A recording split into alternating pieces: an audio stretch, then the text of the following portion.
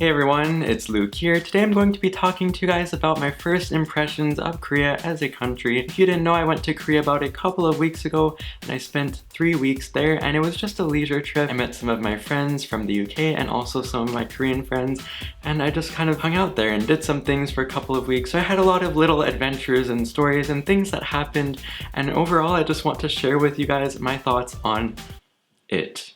Before I get into all of that, I just want to let you guys know it was overall a really good experience. There's nothing really that I have to complain about too much, but I will just give my straightforward thoughts about it, and hopefully it's interesting to you or it's informative to you, so let's get to it. So I actually spent most of the 10-hour plane ride there doing homework because I still had assignments left to turn in online. But anyways, I got off the plane and I was quite exhausted and tired, so I did find navigating around the airport a little bit difficult. I think getting to the train wasn't as easy as I thought it would be. That was mostly just a lack of preparation on my part, but anyways, once I was actually on the train, it was quite simple. It's just a straight line to where I was going, to the Hongdae area, and I was able to bring my suitcase on there no problem. There was a lot of space at that time of the day. I will say my first immediate impression just from being on the train was that I felt a bit self-conscious, because coming from Canada and being born and raised in Canada, a place that's so multicultural, it was very, very different to be in a country that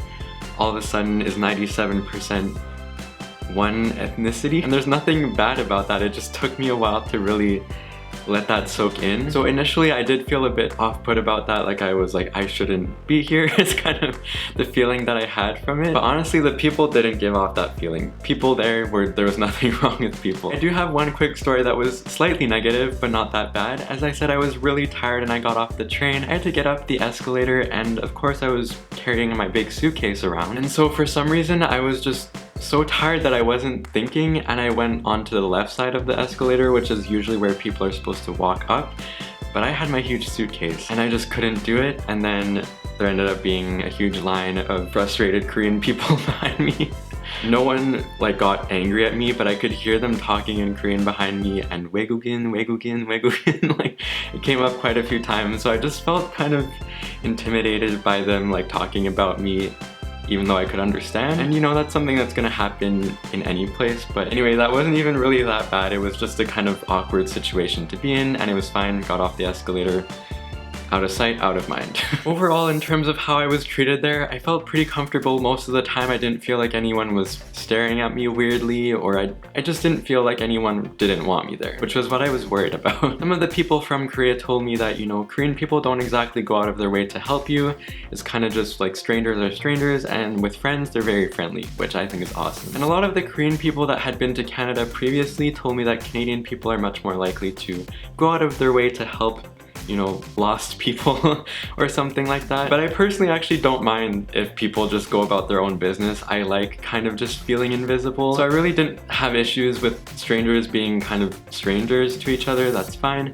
And I actually had a few other foreigner people there tell me that Korean people did go out of their way to help them when they were lost. It didn't happen with me, but you know, it does happen. So it just kind of goes to show wherever you do go, there will be every kind of person in that country. That being said, when I was completely alone, there was a week where I was actually just traveling there by myself, and I did feel quite uncomfortable just because I just know that couple culture is a very big thing there, and even not even just couples, but it's kind of just really normal for people to be with other people in Korea. So whenever I was going out by myself, I just felt kind of weird walking the streets by myself, being on the train by myself. If that's cool with you, then maybe you'll be fine, but I would recommend going there with people, because I felt like I couldn't do very much by myself, if that makes sense. And that's pretty much normal anywhere, but I guess if it's in my hometown, I just feel like that's normal. So most of the time I ended up going to like fast food restaurants, because that's the only place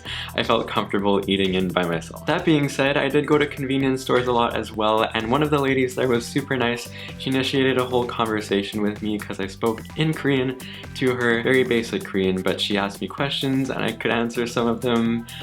But I think she thought that I was really fluent, or that I could understand her at least, and that was not really the case. So, you know, you do get really friendly strangers as well. It was really cute because I'd been to her store 3 or 4 times and she kind of recognized me. I really liked that. It was cool. It felt like a bit of a sense of community. for the short time I was there. You might think that you would have problems communicating in English with people there, but it actually wasn't too bad. People there understand it quite well. There was only one incident where there was almost an issue, and that was in a barbecue restaurant in Hongdae. Me and 3 of my friends, Alex, Meg, and Joe, went to a barbecue restaurant in Hongdae, and we were trying to order meat. Only 3 of us were eating, but we were trying to order 2 servings of meat, and I did that, and then the waiter was like, I think he was trying to say like 한명 하나씩?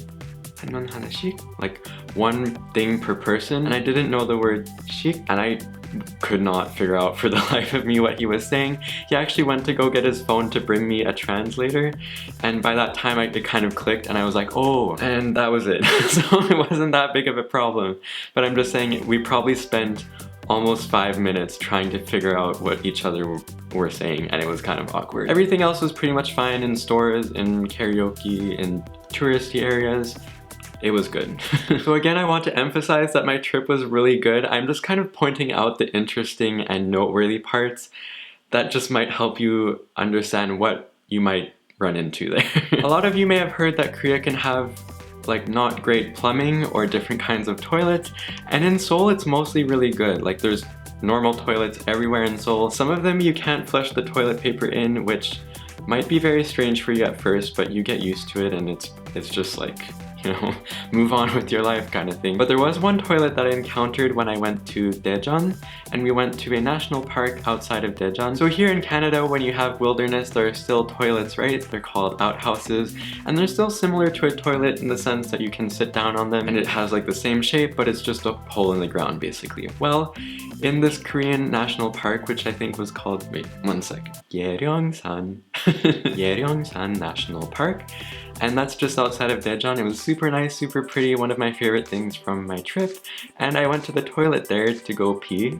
Because it's in the wilderness, there weren't flushable toilets, which is totally understandable, it's like that here too, but it was just different than what I had seen. So it's a hole in the ground, like in the floor of the building, but there's nowhere to sit or anything, so I don't think you can poop, which fortunately I didn't have to do, but I was just like, am I supposed to do this standing up? I think so, I guess so.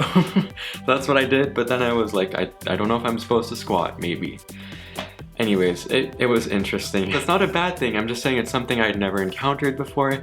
So if you go outside of Seoul, just, you know, be aware you might see that. And while we are on the issue of toilets as well, I had a really interesting experience too in Daejeon. We were eating in a little tiny restaurant in the university area, and it was my first ever unisex toilet.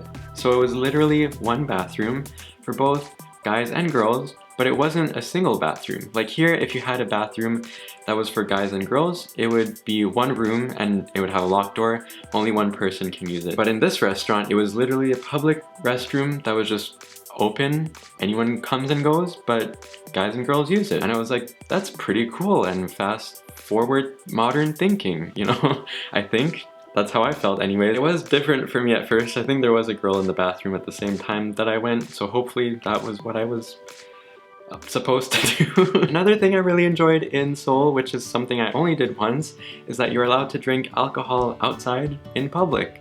And you guys maybe see me as some innocent little boy or something, but I do like to drink every now and then, and I went out in Hongdae with a couple of friends, Bakmokja and Vanessa, who you guys maybe would know, and it was a really neat experience to just be able to walk around and drink, and it was just very freeing and liberating. I still felt like I had to hide it because I'm just so used to it not being legal here. And it was just a very interesting experience. So that was cool, and I'm interested to try it again. Sorry, you might notice that the order in which I'm telling you things is super disorganized, but I just wrote this down all 5 minutes ago. The cherry blossoms were super nice.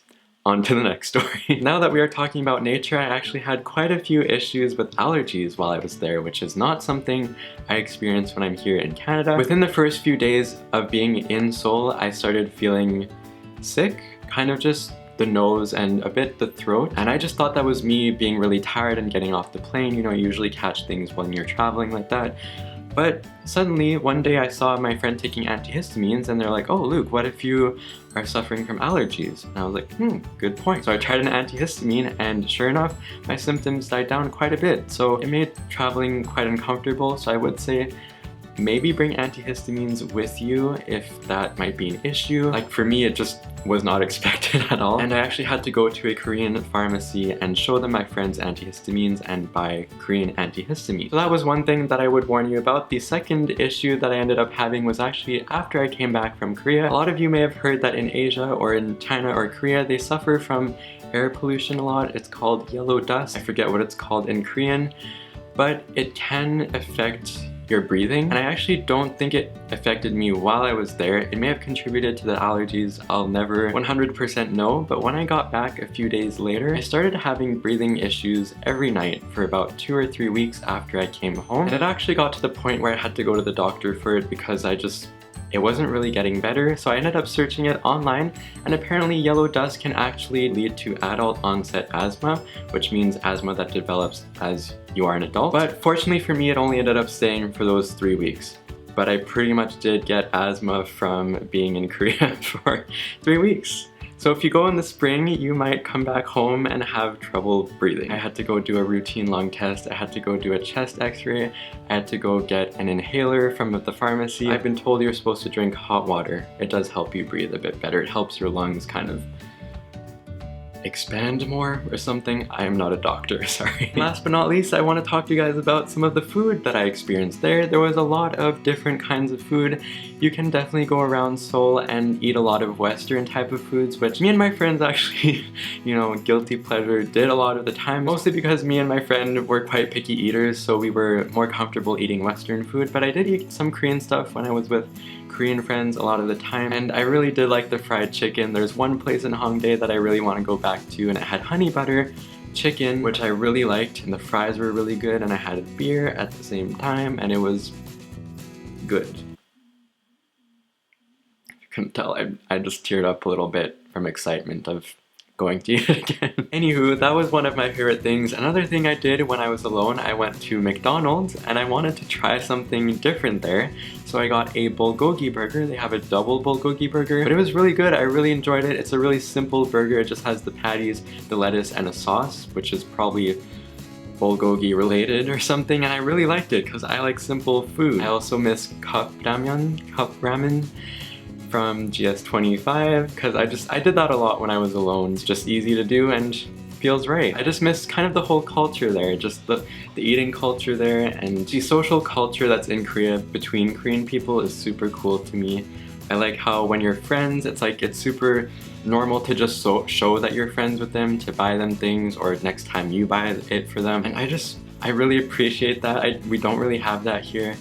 And it feels much more meaningful. One more thing that I want to say, the cool thing about walking around a shopping area, or I noticed it most in Hongdae, was when they play music outside of every store, and I feel like it's a very good indication of what's kind of trending or what's currently popular in Korea at that time. And as a huge K-pop fan, it's obviously cool for me. I get to just kind of walk around and hear all the different things that are vibing at that time. It felt like I was being brainwashed in the best way possible, if that makes sense. Anyway, those were my first impressions that I wanted to share with you guys about being in Korea, or more specifically in Seoul, and I really enjoyed it. If you guys didn't know, I'm actually going back to Seoul in a few weeks. Overall, I just really enjoyed it, and I'm excited to go back and experience more and just meet new people, see some friends again. So if you'd like to join me and come along on that journey of exploring Korea a little bit more, please feel free to subscribe to my YouTube channel.